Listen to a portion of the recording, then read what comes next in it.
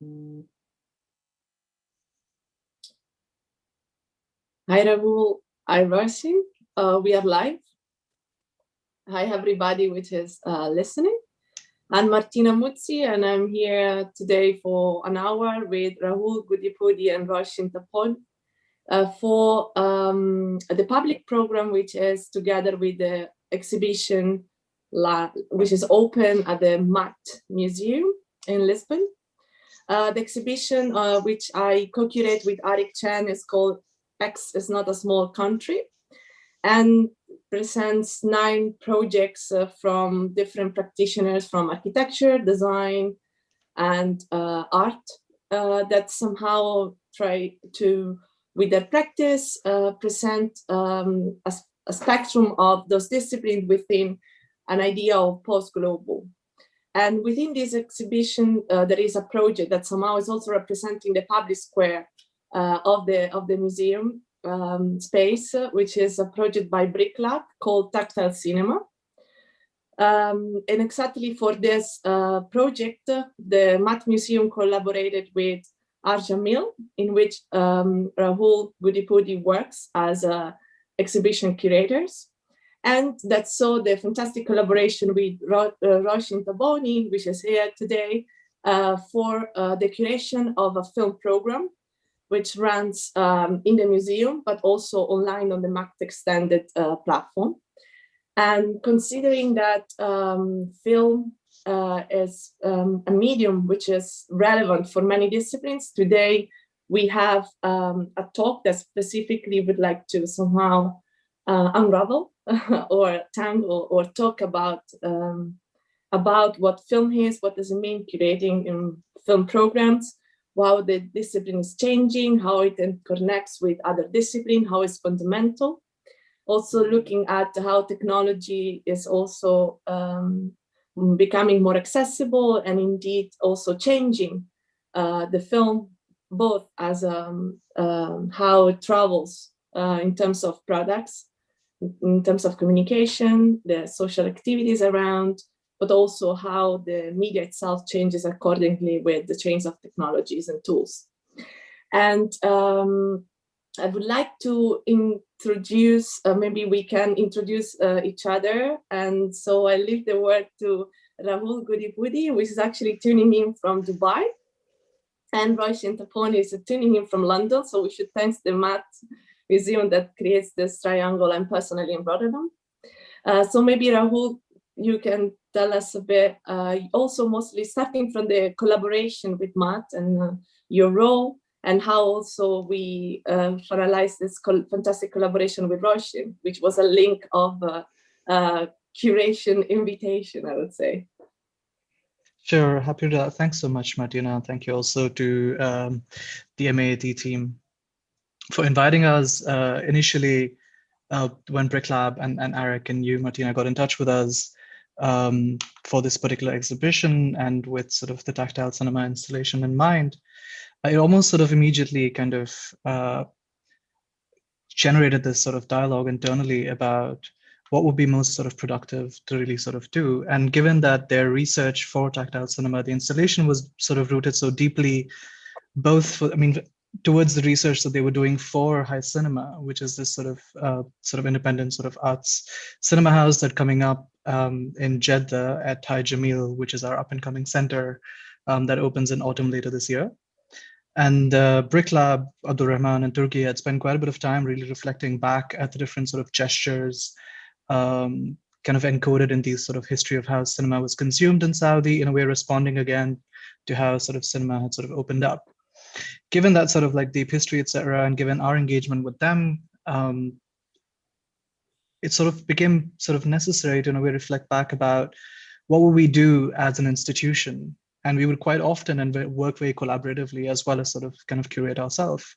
And that in a way sort of initiated this sort of thought about sort of maybe working with Róisín.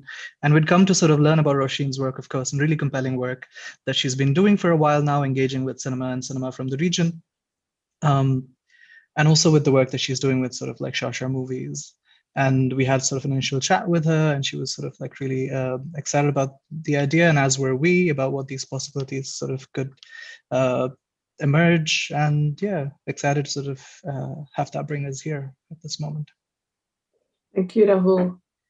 So maybe, Róisín, we could present a little what was your contribution within the exhibition, which of course it is formalized into a film program presented in the Brick Lab space. But also, I'm also really interested in how this somehow is part of your practice, which is really rooted with cinema research. Not only about movies, but also mostly looking at the directors and who are their voices and how they somehow potentially can be through the action of curating programs can have the possibility to travel between regions. From the Arab region has a really extensive and multicultural to also places as Lisbon, for example, in which we are extremely grateful of the collaboration with Rahul, which is also really natural in a way. That's why it was somehow fantastic. Thank you. Thank you as well to the museum team for all the incredible work so far. Yeah, so basically the exhibition or the program kind of came from, it came as a response to the blueprints or the designs by Brick Lab. And it was really an exciting opportunity for me to curate a film program in an actual real life space after just working online for about a year now. And of course, there's a huge difference between curating films within a digital space and in a real life space. So I was really thinking about how I could curate around this sort of materiality, and materiality as well being really intrinsic to the nature of the installation by Brick Lab. So I started to think about filmmaking from the Gulf, and the Gulf is a fascinating place right now, I think, for filmmaking, because you have kind of two different industries emerging, in that there is definitely a trend towards more narrative feature length or kind of commercial theatrical release films coming out of the Gulf, especially by women, which was not something that happened before. It's like a new emergence. And then at the same time, there is also a surge in more kind of moving image, video art, essay film. So it's a really interesting industry right now. So taking a look at what is coming out of the art industry there. And I mean, a few of the filmmakers are not from the Gulf. So like Ala and Akram, and I think maybe one other, but yeah, it was really just seeing how, like, what kind of video art now could represent the sort of that diversity and that multiplicity that is happening in Gulf cinema, and also works that could respond to kind of the architecture or kind of urban governance that Brick Lab's installation evokes. And I think the talk series that's on MAAT Extended will explore that in much more detail. So that's really kind of where the ideas came from in terms of the curation. They grew out of the installation. And the filmmakers themselves, I've worked with most of them before, so it seemed pretty natural. And what other questions did you have?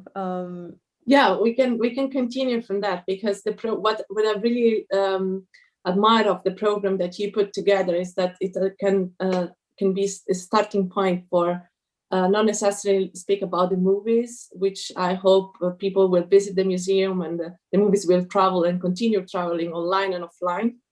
But somehow there are the differences of media that are used within the program that you put together, but also the difference of the footage. Some come from the archives, some are phone records, some others are animations, some others have an external narrative. So somehow there are like many ingredients on which we can observe through the program that you curated, indeed, how moving images is even more relevant. It's always been relevant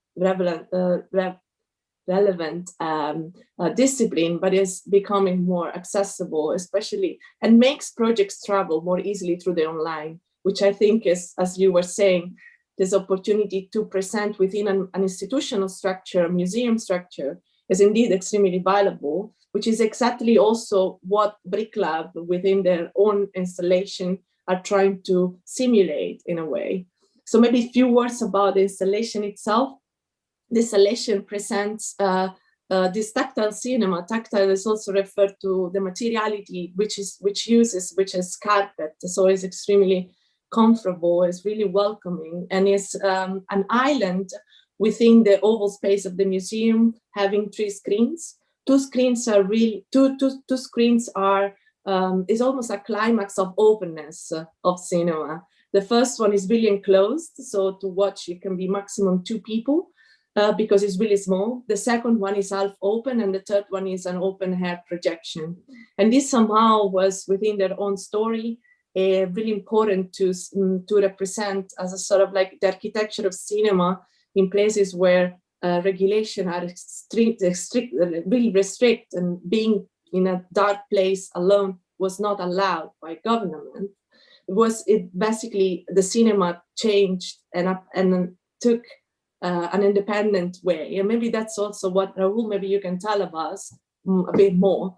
And so it becomes this sort of like reinventing the cinema beyond the standards of architectures. And this is something which also is present in the program, like how can we unlearn our standards, both in terms from the scale of architecture to the scale of social activity, and indeed also in movie making. I don't know if you want to say something also within the program Art Jameel, which is really specific based on residencies, in the way how you select your artists, make it public through public programs, conversations. Yeah, thank you. I mean, as an institution, I think we really consider and think about film in many different ways and encounter it in many different ways. So sort of course, there's a lot of different sort of artist films that engage through the different sort of thematic exhibitions that we sort of put together. But there's also like a really deep research interest in cinema and in film, both in terms of sort of how it's consumed, how it sort of circulates and gets disseminated, but also how it's produced. And it's almost ironic that we're in a moment, and Róisín earlier was talking about how she's been programming digitally for about a year now. And it's almost sort of like ironic how when we think about whether it's regulation or whether we think about these kind of different kinds of moments in time where across different geographies, producing film or consuming film has been restricted, there's actually been some kind of a steep acceleration in the consumption and the production of film at that same time, right? Whether it was in China or sort of whatever the different sort of like contexts these might have been. And even today, for instance, at that moment in this like sort of global phenomenon where we're sort of like stuck in our places, the last year has seen really, again, sort of a rise in the number of artists that turn to film as a medium to either respond to the kind of isolation that they were in, but also, as you said earlier in your introduction, it's become a medium that's sort of both become incredibly accessible as a result of the technology to produce, but also to sort of like circulate, disseminate, to sort of like reach out to the kind of audiences that you'd like to reach out to. But also, I think in a way, it's really become a tool that's sort of very affective and has this sort of like narrative capacity that really transcends a lot of other contemporary art as well. So for us, for instance, and particularly even for high cinema, for the new sort of art house cinema space and independent cinema space that's sort of opening up in Jeddah, we're really thinking about how to sort of nurture in different ways these kind of relationship, a very tactile sort of craft relationship with cinema that producers quite often have. So yeah, and I'll add more to that after sort of Róisín perhaps would like to add to this. Yeah, maybe it would be nice, Róisín, to talk about, there is something about your practice in general, which I think is really connecting with unlearning the standards of what we think is we're given for granted. And this is also, again, looking at women practitioners, for example, which most of the time are more silent, but indeed have an incredibly fantastic production. I've been reading in one of your interview yourself question about why I don't watch more movies about women. That in a way I can also relate. So I think that in your selection there is a lot of this. Maybe you can tell us more about this unlearning standards also through the practice of curating and giving the opportunity, giving the stage in a way. Sure, yeah. I mean, a lot of, to kind of answer that and also add to what Rahul was saying about how film almost enables you, it's a media and a medium that can travel across borders really effectively. And I've had so many conversations with like painters from the region who they literally have to make their artworks to fit suitcases. Like even if they want to make big artworks, like they can't because it's too expensive to ship. So it's like making suitcase-sized art. Whereas film, you can like, it can travel and it can travel across borders. And I think thinking about that within the context of COVID, obviously the whole world now is communicating with family online, with work online. But for those of us who are from the region, like that's something we were doing a long time before, and especially in the diaspora. And I think we had these cross-cultural sort of networks a long time before COVID even was a thing. So I think it really just kind of these networks have grown a lot in the past year. And also with cinema, I think programming online, for instance, enabled me to reach an audience which would not, like a lot of films which wouldn't actually have been able to have been screened in real life because of the politics of a few of these films. So I think there's so many ways in which cinema already crosses borders, and that's something that we obviously really wanted to highlight in this program. As for the sort of I guess more talking about filmmakers who are underrepresented, of course that's a huge part of my practice, which is mainly grounded in women's filmmaking. And I think it really comes through the film MAAT by Ala Mansour, which is screening at the museum on the screening now. And and basically it's an archival work in that she edits she edits archival footage and oral histories and a lot more material culture from Lebanon. And that, I think, for one, that kind of act of sewing almost, and I've had this conversation with a lot of women editors from the region, that editing is like a woman's work. It's like sewing, it's like patchwork. And traditionally, women have been marginalized from access to funding and from equal opportunities. So they have really been marginalized to essay film and to moving image. And that's why when you think of early women's cinema in the region, like Salma Bakar or Arab Lutfi or people like this, they all make sort of very guerrilla documentary style work, or they make very sort of kind of grassroots art, more art form work. And so it's really, and only recently have women started to make those commercial narrative feature lengths. So I think really when we're talking about moving image and when we're talking about video art, we are talking about the art form that has been traditionally for those who have been marginalized when it comes to the region. So hopefully that answers your question. But it's even interesting to see how filmmakers like Ahed, whose film Hengli, I think that's how you pronounce it, is being shown now. That, I mean, you know, that's a very it feels very contemporary, and it's obviously it's all about that sort of cross-cultural communication with another curator through movement and through kind of material use of the space. So I think, you know, there is a really exciting new wave of essay film and of video art and of moving image by women in the region. Yeah, About the movie Angli, I really enjoyed it, and it tangled also something extremely important, which is language, in which film are extremely related to, because film is most of the critical part is indeed, I mean, the language of the film is a language of its own, but then there is also the oral language and the voice and the meanings. Part of the movie industry is indeed based on the do we translate, do we don't translate. I mean, it's also related to national identities when movies are translated or not. So it's also about accessibility. I really enjoyed this search for the universal language.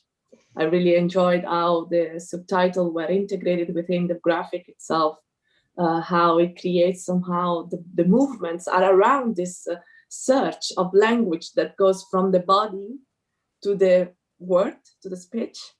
And indeed, maybe we can talk about a bit like about exactly this learning universal standards. I mean, we are I mean, we are within indeed, maybe this is also related to the concept of curating online, that somehow curating online has some standards and some formats. Even Instagram in a way represents a format which is imposed. So maybe you have something in your practice of like how to use or how to make an advantage of this format, not only in terms of communication, but also how this can be embedded within the movie making discipline itself, because it's part of it in a way. It's art to the touch, especially when it comes to communication of to language indeed, which is visual but also oral, as you said. I don't know if in your personal practice you have something to add to this. Yeah, I mean, when we're talking about language, that's a really difficult thing in the region because obviously the sort of like, I don't know how you'd like BBC standard, like a modern standard Fusha is not really spoken, and Arabic is in so many different dialects. So, I mean, I can't like understand like more than half of the people in the region. And I'm Assyrian, I'm not Arab, so which is an indigenous ethnic group in Iraq. So it's so language for me is really complicated. So even when you're subtitling, you know, in Arabic, it's like it's kind of a, a bit of a nightmare. But I think it's really, I guess like language, most people can understand English, I think. So in like, I don't think really in some places like Iraqi is, you know, the kind of dominant language, but I think maybe more in the Gulf, well, every time I've been there anyway, people speak to each other in English rather than in Arabic. So it really depends where you are. And maybe Rahul, you have something to say about that kind of English-centric life there.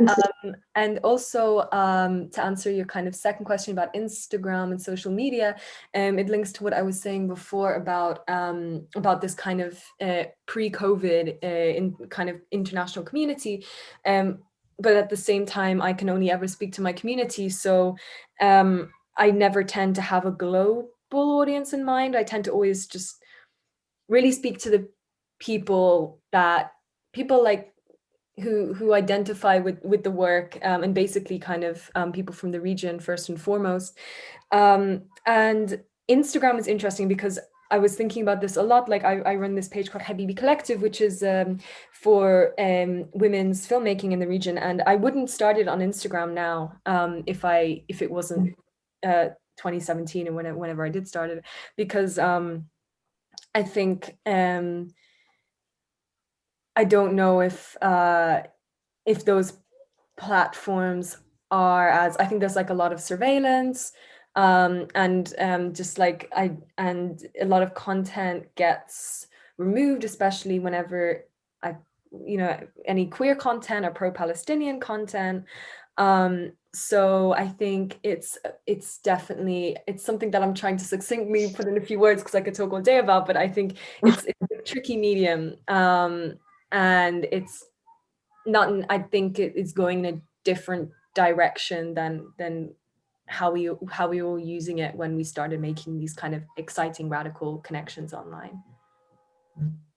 Do you, if you would start it now, do you know where?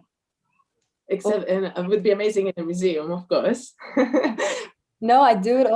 Maybe Rahul.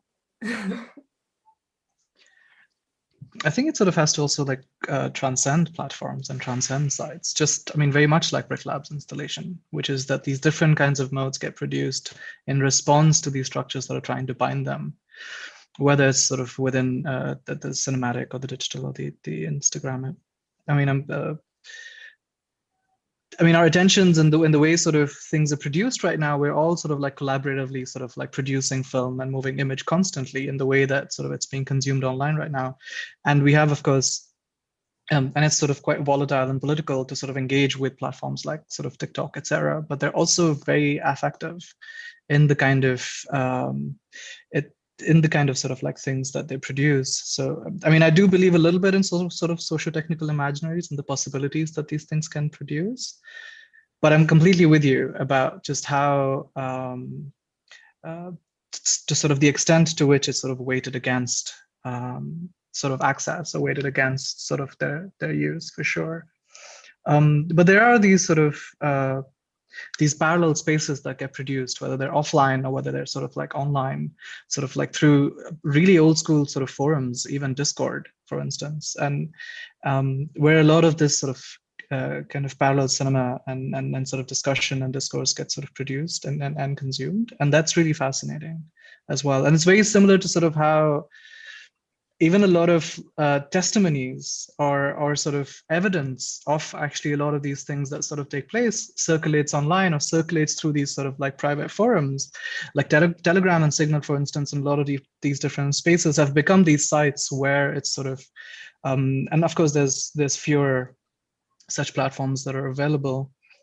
And again, speaking a little bit about what you were sort of saying earlier, I feel like the artists also themselves kind of intervene in a way, which is as much as there is this inability for language to kind of communicate or translations to sort of ever be effective, there's so much that happens within the untranslatables, so much that happens within the affect of the body when a body is present, so much that happens in the grain of the film, very much in the grain of the movement. That quite often it's sort of a lot more arresting. It's a lot more kind of effective, and words sometimes are not even necessary. And there are some films, for instance, in the program that don't use words.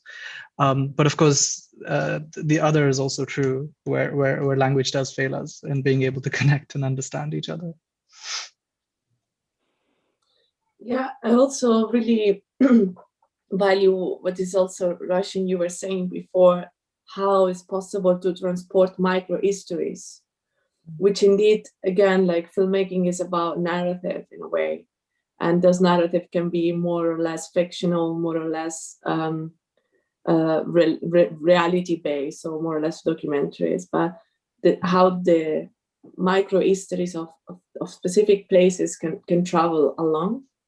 So maybe I have a question for you, Rahul. How Art Jameel, as an institution in general, because it's nice also to talk about the work and how institutions somehow take a role in that, not only as a place for the film to end up, as for example the case of curating a film program, but also how can they nurture in different ways the productions of these movements, and also nurture the space for artists or filmmakers to have the possibility, have the resources to access certain researches through moving images, of course, or where moving images integrated, because we are always also working a lot with multimedia in a way that can mean many things, but mostly is basically starts from accessing a space for thinking, making, and exhibiting also. I mean, a lot of that kind of sort of possibility to nurture and enable artist practices and their projects sort of goes through commissioning sort of structures, or they go through different kind of sort of through exhibitions for which we sort of search for these films, etc. A good example of this, and a recent one, is Nadeem Shoufi's film, which is in the program. Nadeem's film was produced for the digital sort of commission for sort of 2020. And it's interesting, we sort of spoke a little bit about sort of access and the texture of the film, and what Nadeem does is to, in a way, use renders and CGI renders, and sort of like uses that as a way to kind of really talk about how the future is produced through that material, which is this sort of like speculative render in a sense, and how we constantly sort of fail. And he intervenes within these with the kind of intimacies that we sort of like seek to sort of achieve. So quite often the different ways in which as an institution and individuals within the institution, we sort of seek to nurture or sort of enable these practices are through either sort of very sort of formal structures like that, which is the commissioning, or through exhibitions, but also more often with sort of enabling research, or sort of working with filmmakers like whether it's Larissa Sansour, Naeem Mohaiman, Jumana Manna, a whole host of filmmakers that sort of are constantly in dialogue with us when they're sort of like working on films, etc. And sometimes it really becomes about also participating in the dialogue, as well as sort of really seeing whether it's sort of like something practical that can be nurtured. Thank you. There are some questions from the public, which are really beautiful questions. So I'm going to drop it, and then who feels comfortable to answer. The first one asked, what reactions do independent films receive in the Arab geographical context? There seems to be some opposition to what is sometimes considered Western film practice. It really depends on what kind of film we're talking about.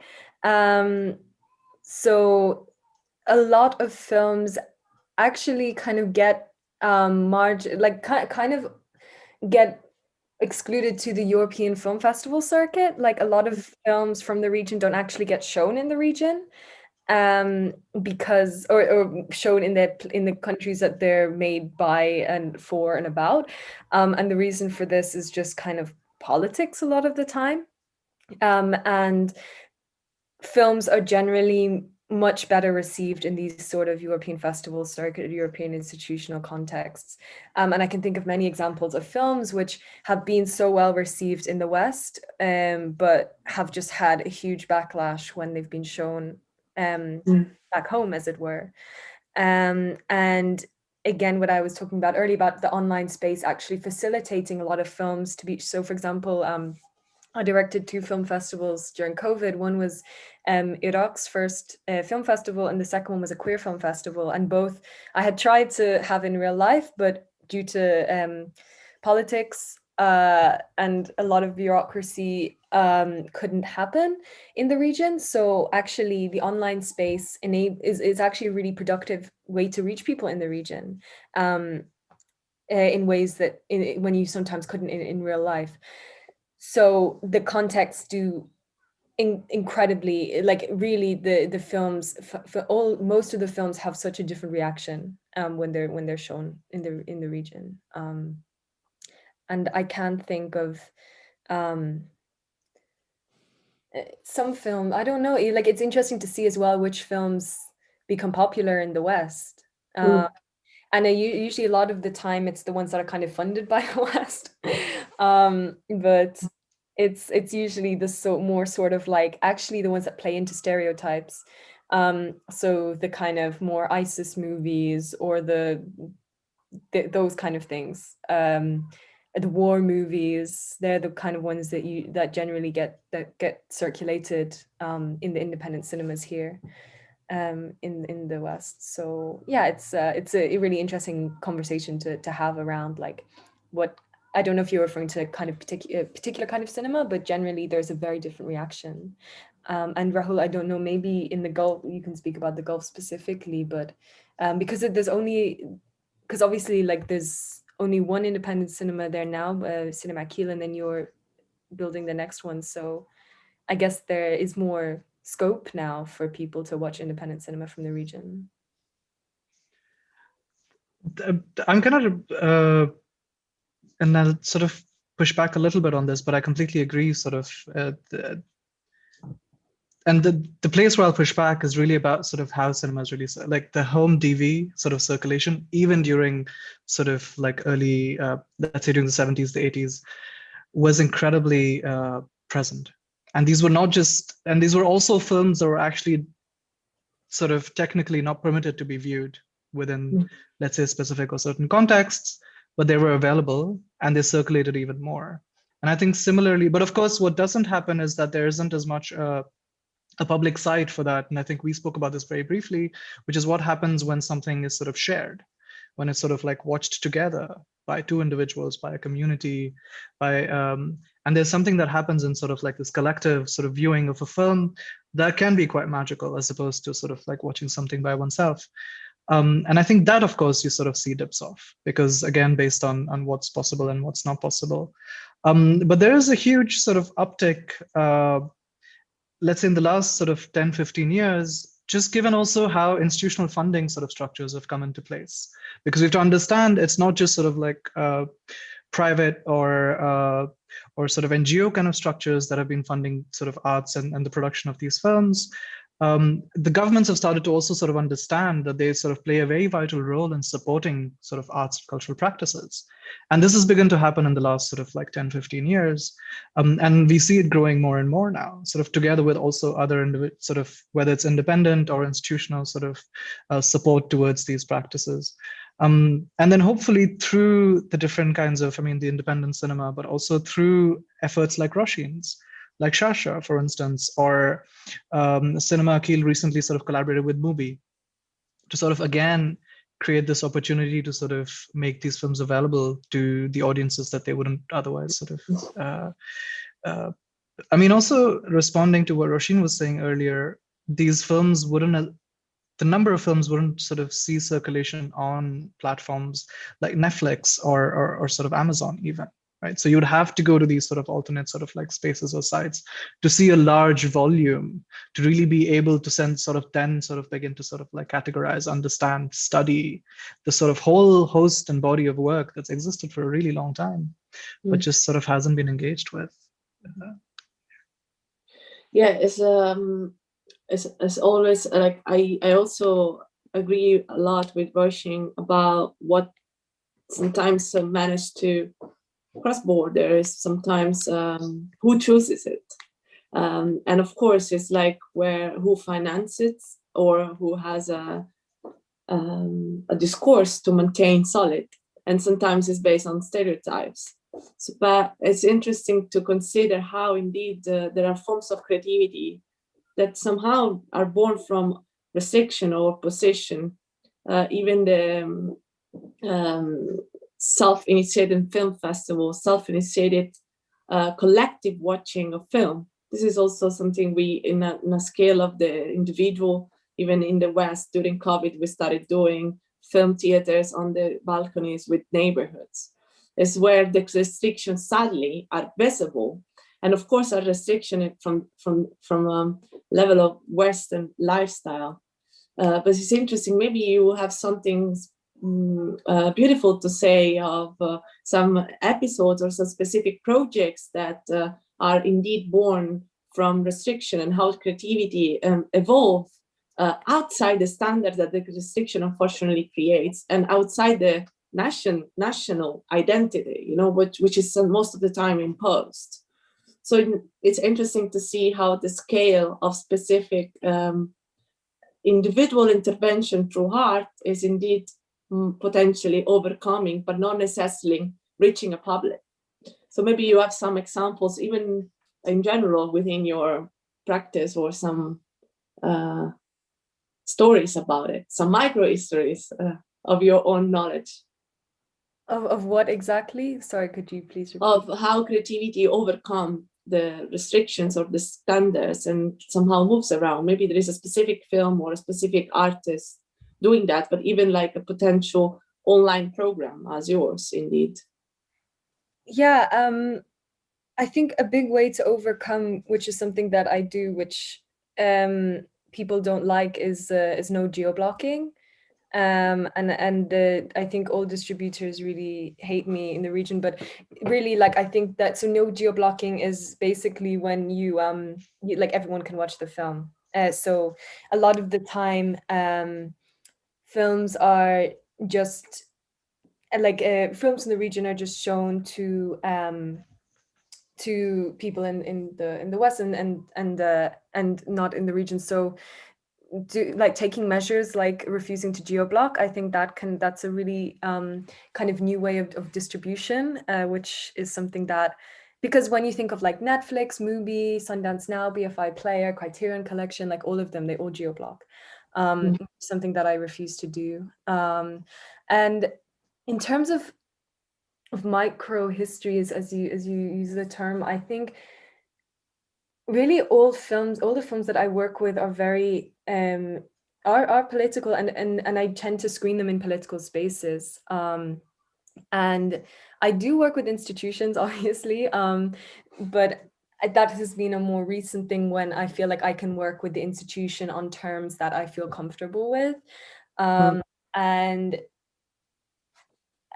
states, it was interesting what you were saying, Rahul, about the kind of government backing, because I feel like where most filmmakers get their funding are places like Art Jameel and other regional institutions, and also funding like AFAC and you know, kind of art, basically arts funding. Like that's how films are made in the region, or they're like super grassroots guerrilla, like man with a camera kind of vibe.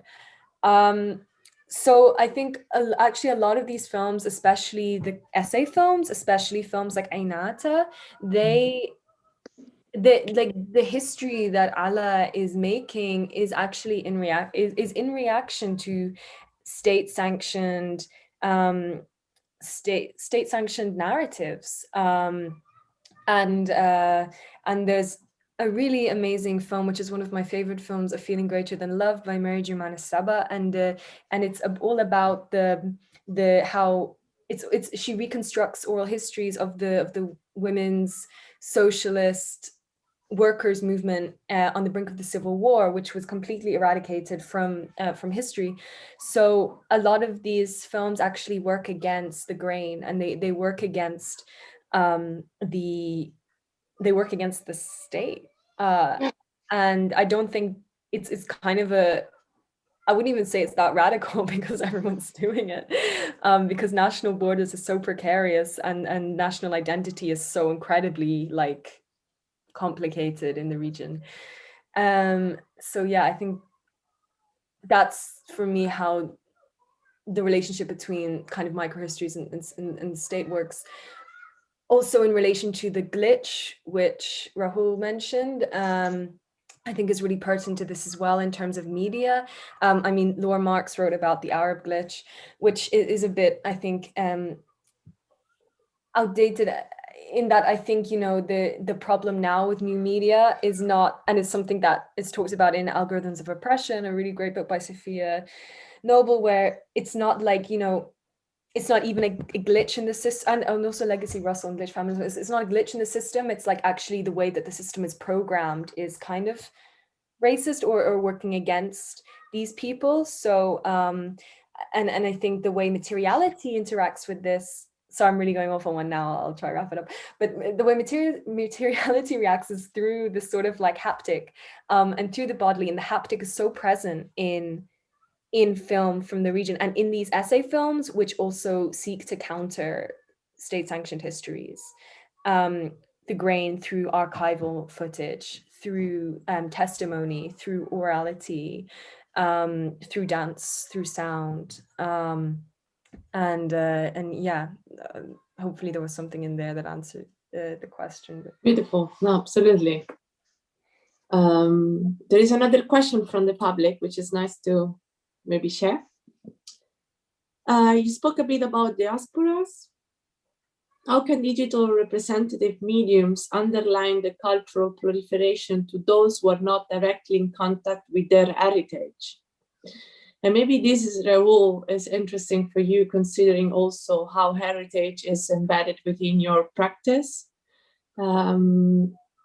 Maybe you want to, something, I think partially you guys, in the ping pong conversation, that I think we tangled it already, on how online medium can somehow represent a way of distribution independently outside the main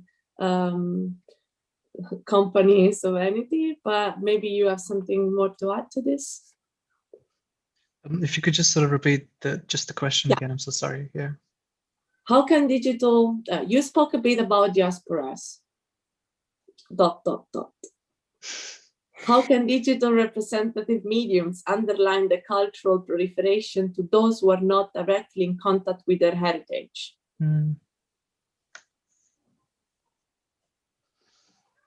I mean, it's an understanding of heritage also. What is, maybe, I don't know. Yeah, I mean, in terms of sort of like representation of tangible and intangible heritages, I guess sort of cinema does end up playing like quite an important role. I mean, at the moment we have a show on of works by Hiwa K.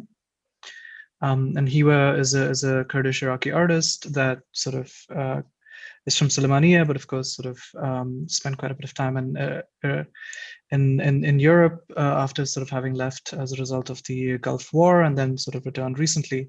Now this is his first sort of show in the region. And there's a large sort of diaspora, Kurdish and Iraqi diaspora here, that for them, it becomes a moment for them to sort of engage with these works here, even within physical sort of spaces, let alone through sort of like digital.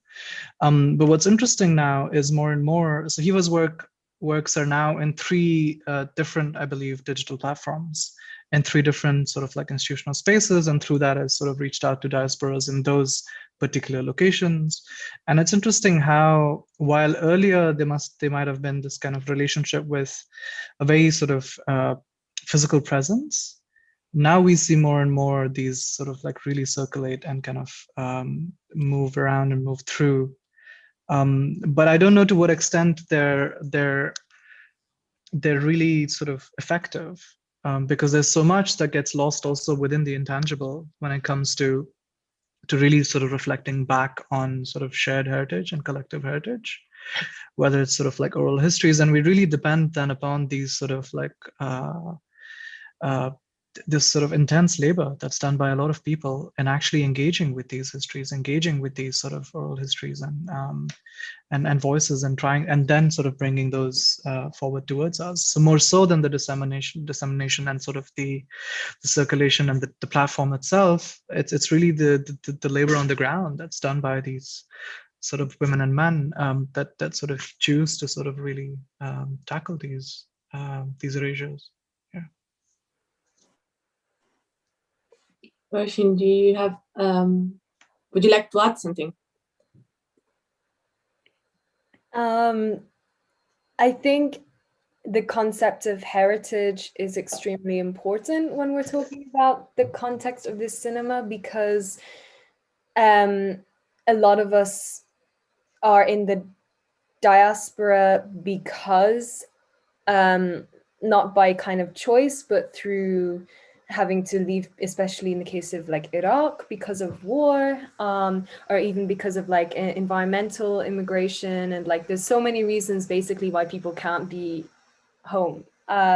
So there's such a strong diasporic community, like incredibly strong, and like and talking about like an online diasporic community, like there's such there's a really strong diasporic Iraqi community online, like in the arts, and we all kind of support each other. And there's a huge as well online Palestinian community, and it's really great to witness all of these different kind of intersections, because it's not just like a general diasporic community online. Oh, can you, sorry, I think it froze. Yeah. It's not a general diasporic community online. It is like there's so many intersections, so many niches in there.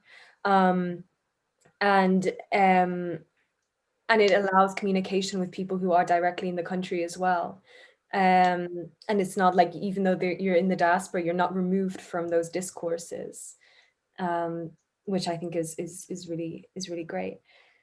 And yeah, that was my addition. Maybe I take the chance I take the word community to also bridge this conversation we are having today with exhibition, but also with a continuation of the online program that you also, Róisín, curated, called Cinematic Architecture Within Arab Geographies. And this will start and will have 3 main meetings with like forms of conversations and lectures by somehow practitioners between architecture, urban studies, all around the crossing geography spaces from the urban to the domestic.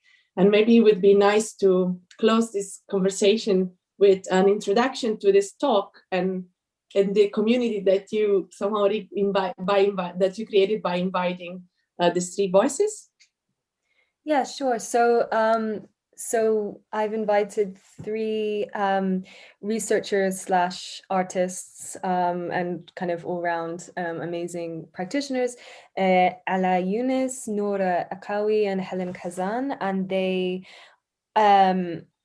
they're part of a community. Like, they all know each other very well already, and I'd say that's what's, I think, really nice about our regional community, that we all kind of know each other already, and it's nice to kind of bring new dialogues in there. And they work mainly with architecture, but the intersection between architecture and art.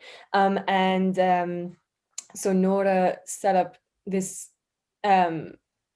program between Columbia and Studio X. It's called Studio X Amman, and that's how I first became introduced to her work, through this kind of collaborative research project, which essentially resulted in Ala curated a lot of the talks, but around kind of research-led art practice and architecture in the region.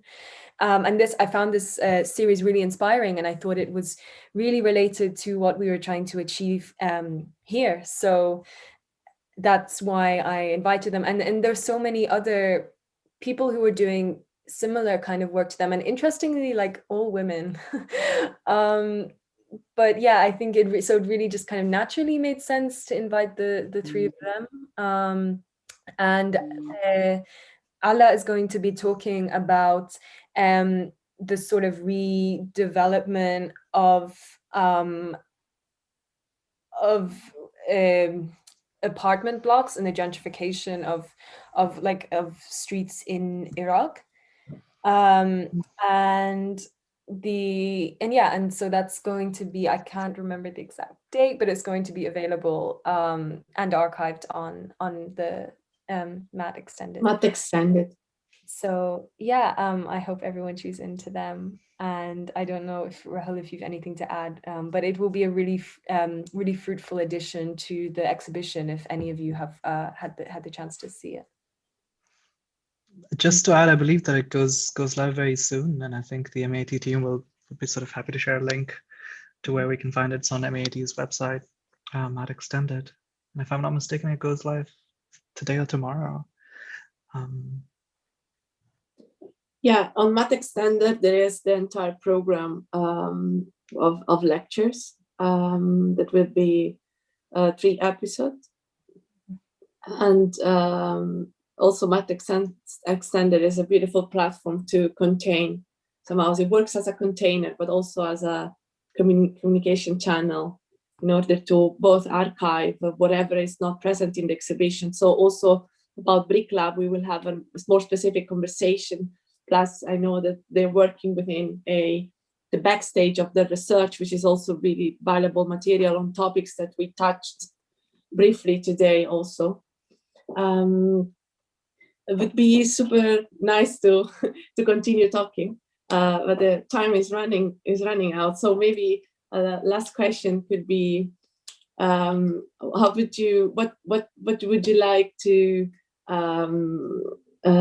in terms of like moving imaginaries? That was the title of the conversation, which I never mentioned actually, which tried to tangle the fact that not only images, but through the images also the imaginaries are moving. So maybe we can conclude with a wish, both in terms of curating. That's something that we all have in common.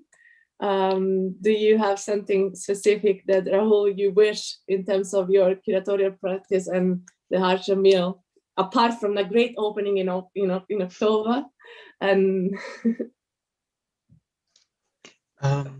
yeah, I mean, I think there's a lot. We spoke a little bit about sort of community, and I think it's just sort of really pin that in, which is just to find different ways in which to engage with community, be that through cinema or other, and have them really, whether it is to sort of create with them, be in dialogue with community, really sort of for the dialogue to also sort of very much emerge from the community with us, as opposed to it sort of being sort of structured, curated, and then sort of, you know, outward facing. Thank you. And you, Róisín? I have so many wishes. If I had They're always precious. I have so many demands that I'm making on so many people right now. But I would really, I think, like to, yeah, I guess everything I do is for community and for my community, and they're the people I care about, and just continuing to just bring cinema to people from the region, which is, you know, a lifelong mission, and not exactly an easy one. So just to continue to be able to make that a sustainable practice, and not having to like bang my head against a wall to do it, for it to become natural, for you know, maybe in 20 years time, for everyone in the region to be able to watch all of the films that are made in the region. That's like a big dream. Not even a wish, it's a dream. And we go back into language, which is, we don't want to start again the conversation. So it's thank you. It's a beautiful wish, dream / ambition, I would say. Personally, it's beautiful to continue inviting personalities which are really in the ground and connecting them, and continue through curating online, offline, physical, invisibly. Something I really love to curate invisibly, but also really visibly. And thank you for our conversation today. And I wish we would have more, but the program will continue through cinematic architectures within Arab region and geography, sorry. And of course, with the films online within the space itself. And for any question, I hope the museum has a way of collecting more questions, and maybe they will reach out to us. I don't know. And so I think we can close. And thank you so much. Thank you. Thank you. Thank you, Martina. And thank you for everybody at MAAT. And also thank you to Arik. Thank you to Arik, actually. He was busy today with the time schedule. It was really complicated. This online world is really pushing us to crazy time frame, and especially like time zones also. So Frosting is currently in Shanghai, but I'm really glad of this collaboration. That was actually a wish, indeed. It's been delightful. Thank you so much, yeah. Martina, Arik, MAAT, Brick Lab. It's been lovely. Róisín. Likewise, thanks everyone. Likewise, thank you. Have a good evening. Have a good evening. Bye.